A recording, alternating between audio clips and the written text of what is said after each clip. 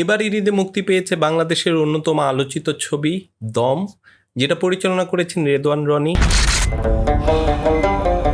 যারা সত্য ঘটনা অবলম্বনে বানানো সিনেমা দেখতে ভালোবাসেন, সারভাইভাল ড্রামা যাদের পছন্দ এবং বাংলাদেশি সিনেমার ক্ষেত্রে নতুন কিছু আশা করছেন যারা, তাদের জন্য দম একটা ভালো পছন্দ হবে।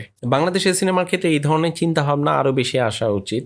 যত বেশি এই ধরনের সিনেমা হবে, দর্শক যত বেশি এই ধরনের সিনেমা দেখবে, তত বেশি ফিল্ম মেকাররা এই ধরনের কাজ করতে উৎসাহ পাবে, আর বাংলাদেশি সিনেমা ম্যাচুরিটিও তত বেশি বাড়বে। সব মিলিয়ে যদি বলি তাহলে দম একটা সাহসী সিনেমা। বাংলাদেশি সিনেমায় এই ধরনের গল্প নির্বাচন এবং এই মাপের প্রোডাকশন সত্যি একটা বড় পদক্ষেপ। আবার ঈদের স্লটে সার্ভাইভাল ড্রামার মতো একটা গল্প নিয়ে আসা একটা সাহসের ব্যাপার। কিন্তু সিনেমাটা যতটা হতে পারতো ততটা হয় নাই।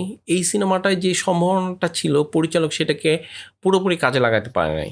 সব কিছু যদি বিবেচনা করি তাহলে দম সিনেমাটার ক্ষেত্রে আমার যে পার্সোনাল রেটিং সেটা হচ্ছে 10-এর মধ্যে 7।